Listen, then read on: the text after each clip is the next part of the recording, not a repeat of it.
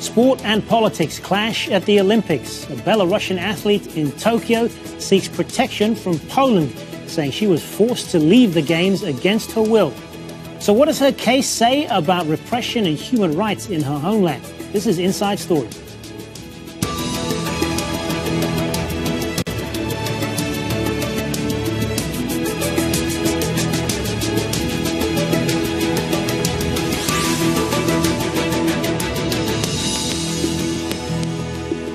Hello and welcome to the program. I'm Hazem Sika. Kристина Тимановская went to the Tokyo Olympics with dreams of representing Belarus at the world's biggest sporting event. But the dramatic end to her campaign has triggered a political and diplomatic dispute.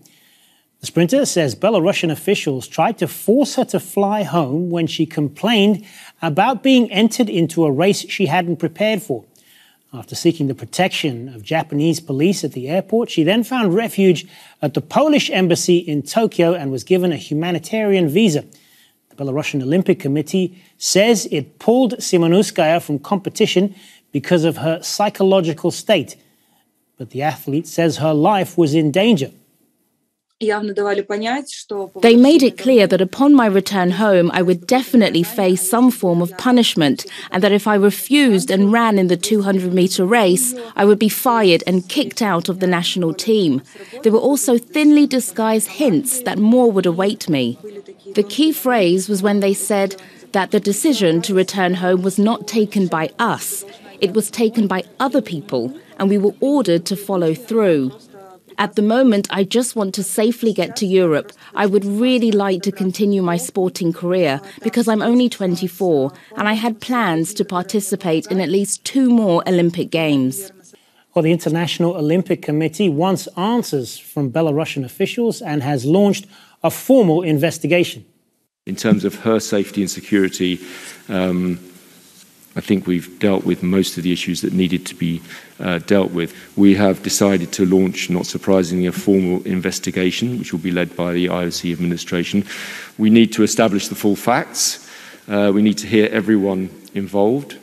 That obviously can take time. And in the meantime, obviously, our first concern is for the athlete. Well, as the athlete's case unfolded in Tokyo, in Ukraine, a Belarusian activist was found dead in a park. Vitalia Shishova led an organization in Kiev which helped Belarusians fleeing persecution. Police have launched a murder investigation. Exiled opposition leader Svetlana Tikhanovskaya fears something similar could happen to her. You know, everybody who is in Belarus and who are in exile have to take care about themselves, because we see that regime maybe will not stop from anything to reach if they want to do something. I can disappear at any moment, I understand this, but I should do what I'm doing. I can't stop because I'm I feel this responsibility for the future of my country, the same as all those Belarusians who are fighting at the moment feel their responsibility. But I know that even if I disappear one day, this movement will continue without me. Belarusian government's crackdown on dissent has worsened since President Alexander Lukashenko was re-elected last August.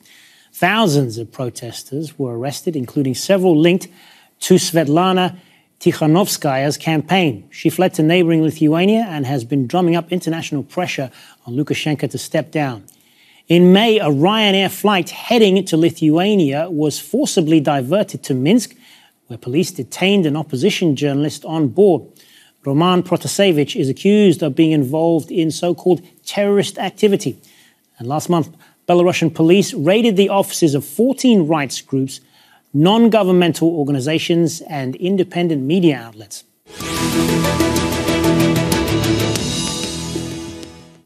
Well, let's bring in our guests now. Joining us from Warsaw is Anatol Kotau, International Relations Manager of the Belarusian Sports Solidarity Foundation. The organization helps athletes who faced repercussions for expressing political views. In Brussels, we have Karol Lanu, Chief Executive of the Center for European Policy Studies. And also in Warsaw, Valery Tsepkalo, a Belarusian opposition leader and former presidential candidate. A warm welcome to all of you. So, Anatol, if I could start with you then first, because I know that you have spoken to Kristina Timanovskaya. So just fill us in, first of all. What has she told you about all this? Actually, now she's okay. Now she's at the Polish embassy in Tokyo, and she's getting better after all these shocking events which turned out of the sudden for her from similar and very simple mistake of team officials who failed to ensure doping testing program for the team members of the mixed or the relay event for X 400 meters women.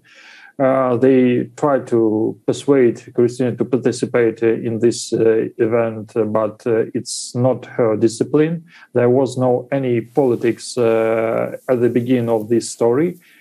She just refused for reasonable grounds that she won't risk her health and life for somebody's mistakes. And all of a sudden, the political decision was taken in Minsk to grab her and take her back to Minsk against her will. She informed about such a situation. She managed to inform Belarusian Sports Solidarity Foundation. Valery Tsepkalo, what's likely? What do you fear is likely to happen to her family as a result of this? Well, as far as I understand, her husband already left Belarus. He is in Kyiv, in Ukraine. I just wanted to say that he is safe now in Kyiv, in Ukraine. However, we know the story about Vitalia Shishova, that he was found dead just several hours ago. He was hanged in the forest near Kyiv. So most probably it was also the results of the actions of Belarus special forces or somebody who cooperates with them in Ukraine. So I don't think that somehow they can influence their parents. However, we had the news that they already approached their parents, probably trying to persuade them, and then therefore Kristina should return back to Minsk. You know that they captured several peoples and they started to speak on camera that everything is fine, the regime is good, we have nothing to worry about in Belarus. That happened when Lukashenko's regime hijacked an aircraft and they brought Роману Протасевичу to prison and he started to speak what they wanted. And the same thing happened with one of our athletes, MMA champion, also appeared to be in their hands, and he also started to speak what they wanted from him to talk about.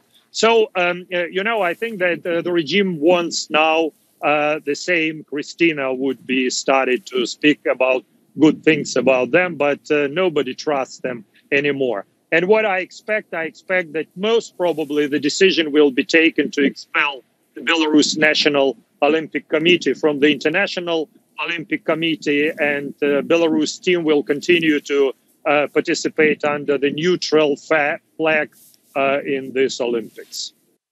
Karol Leno, given what Belarus has done to previous dissenters, did this surprise you at all? No, not at all. It's totally in line with the expectations of what this Lukashenko government is doing. I mean, it's even sometimes Lukashenko and his government are even sometimes ahead of the other states. Like, for example, at some stage they had a row with Latvia, the neighboring country, and they called back their ambassador just because the Latvian embassy over there had put on a flag of the opposition. And they called back the ambassador. I mean, the EU was late to react to that. And it's only on the 24th of May that we, after the interception of that plane from Athens, let's say the Ryanair flight, let's say that the EU imposed even harder sanctions. But we have argued in a piece which we published about a month ago that the EU could do much more and, for example, recall all its diplomats and just freeze diplomatic relations entirely with Belarus. But I think there are further things we can do. For example, extending the group of people to which sanctions apply. At the moment, it's about 166 persons. You could say that is a lot.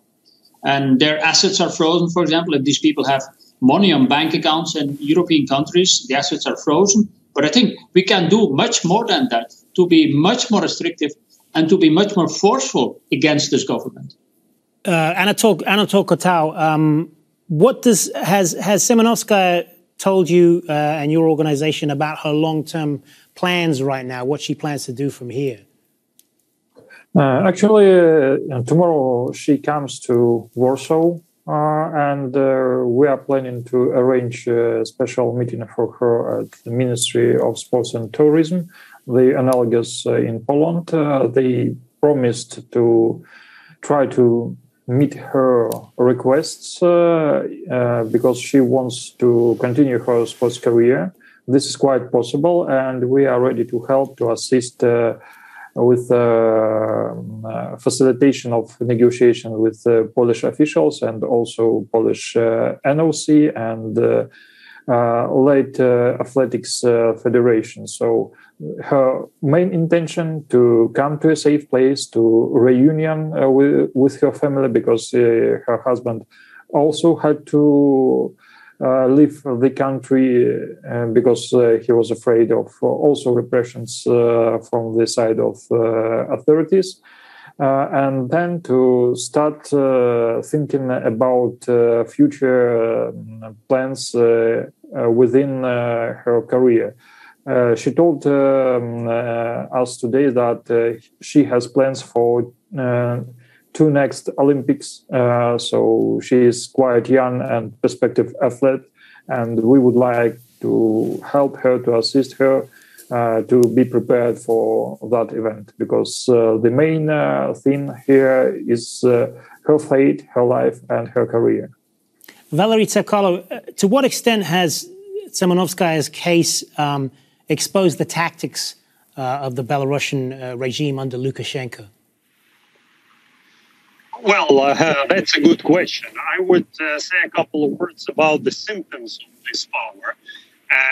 Just before the collapse, right before the collapse of the Soviet Union, we also know that Belarus sport delegations, they were accompanied by KGB guys, and they were looking after sportsmen, so they didn't allow them to be in contact with the representatives of other states. So they were afraid that these people would leave the country or would leave the sport team, and therefore it would be a big,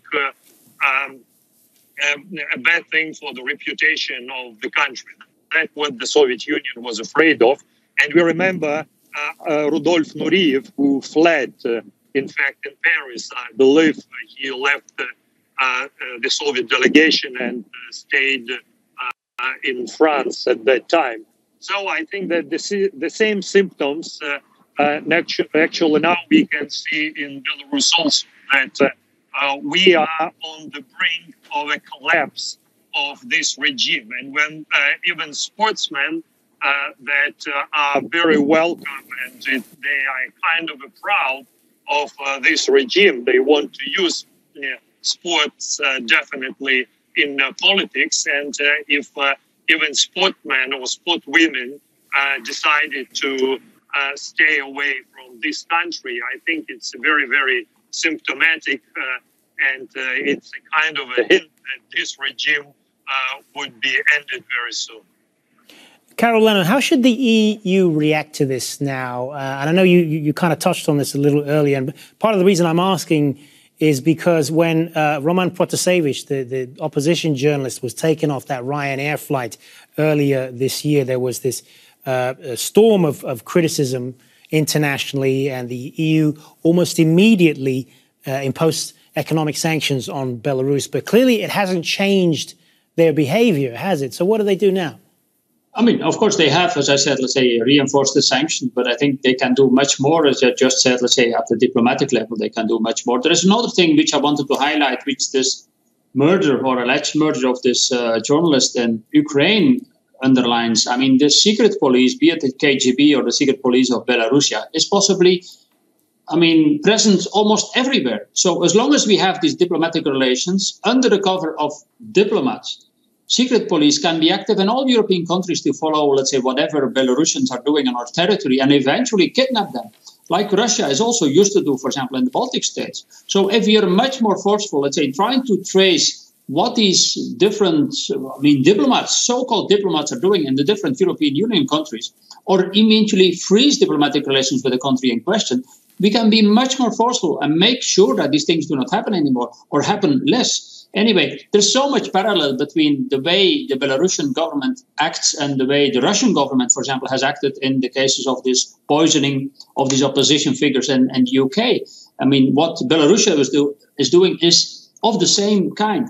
However, I would warn against too much kind of optimism or hope, let's say, that these things will have rapid effects. I'm very happy to see that the elected president of Belarusia, Tikhanovskaya, is received everywhere around the world, was received by Biden last week, is now in California, where I remember correctly was in Ireland before. She gets good support, but we'll have to continue to do this eventually for years to undermine this regime as soon as we can. But I would say I think it may last years because Russia is behind Belarusia and Russia is strongly supporting, or Putin is strongly supporting the Belarusian regime. And we've seen in Syria how this can turn around. In the case of Syria, we thought 10 years ago that Assad would be forced to step down very soon. But look where we are today. Assad is again and is still there.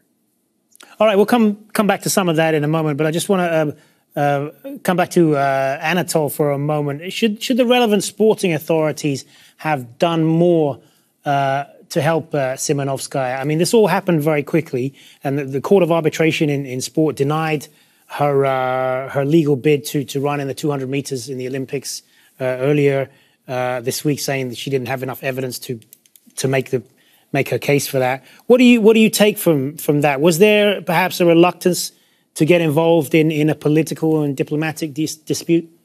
Actually, we saw a good level of engagement of European Olympic committees and international Olympic committees who had really not so much time to respond, but they interfered immediately, just 1 hour after they have been informed about the case of Kристины Тимановской.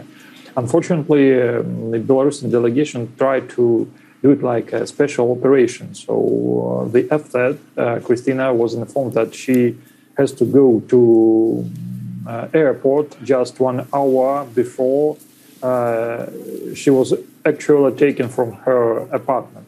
So they planned this action with no time to respond. If we speak about International Court of Sports Arbitration ad hoc division at Tokyo, they did not dismiss the appeal of Tikhanovskaya. They dismissed only one part of the appeal, a request for stay.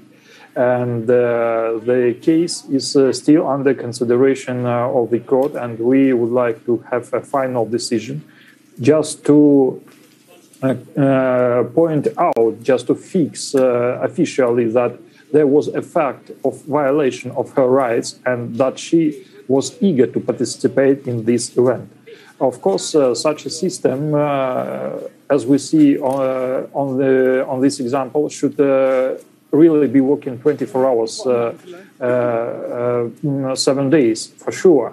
Unfortunately, due to these differences in time shifts, and also due to complexity of the situation, Kристина was in police with limited access for communication means.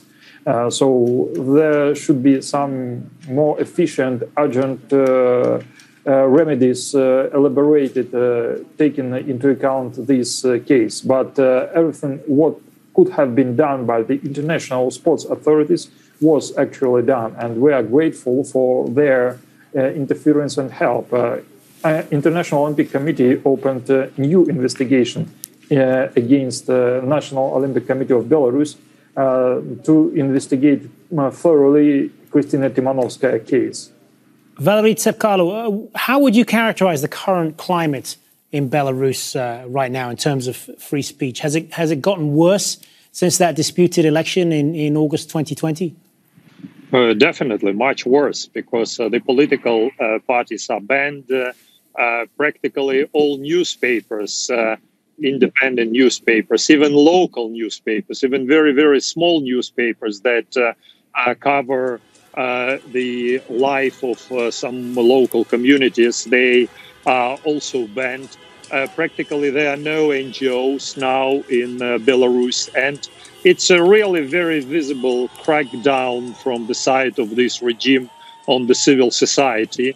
And Lukashenko would try to clear the field, that it would be no any attempt for resistance, even peaceful demonstrations. All the peaceful demonstrations are also not allowed. So I think that the situation with human rights is getting worse and worse. We have now about 600 officially recognized political detainees in our country, and the number of administrative arrests are rising also.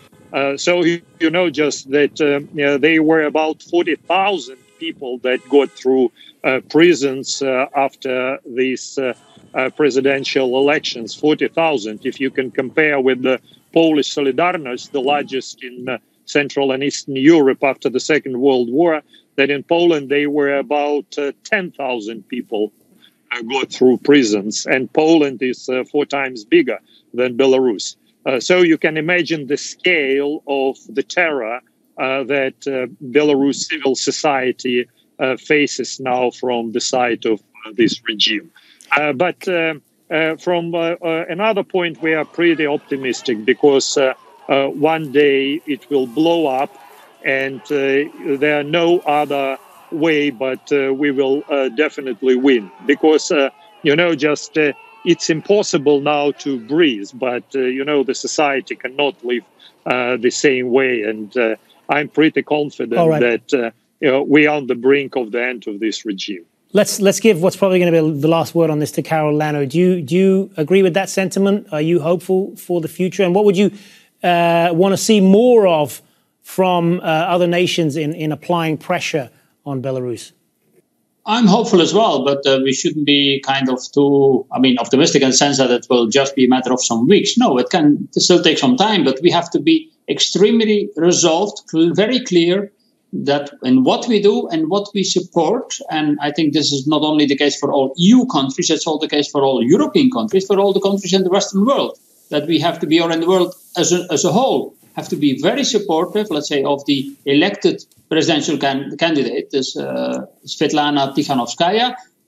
Anyway, she's received all over the world, she's traveling all over, but that we have to continue to have the pressure, because if we give up the pressure, Lukashenko will say, I won, and he will stay on in power for another 10 years, which is also likely. So that is extremely important, let's say, the resolve of all the different countries, and increase our sanctions, reduce diplomatic presence, eventually be much more forceful on eventual activities of the secret police, of the KGB and others in our countries, but also of other Belarusians who have some links with the government, who are having links over here, or think, for example, look at bank accounts which Belarusians have in European countries, or look at, for example, at their relatives who are studying in European universities, which is also happening in case that on that, if they are tough against the relatives, for example, of this athlete of Belarusia, we have to be very forceful against the relatives of those which are part of the Lukashenko gang. And that we can do much more strongly, let's say, than we're doing already today. Of course, we have strengthened our actions, but we have to do much more just to show that we are not giving up and supporting who is the person who's democratically elected, and that we want to have a change in that government. All right. We'll have to leave it there. Good discussion. Thanks very much, gentlemen. Thanks for being on Inside Story. Anatol Kotau, Karel Lanu, and Valerie Tsebkalo. Thanks for being with us. And thank you for watching. As always, remember, you can see the program again anytime by visiting our website, Aljazeera.com. And for further discussion, you can go to our Facebook page. That's facebook.com/AJ Inside Story. You can also join the conversation on Twitter. Our handle there is @AJ Inside Story. For me, Hazem Sika, and the whole team here, bye for now.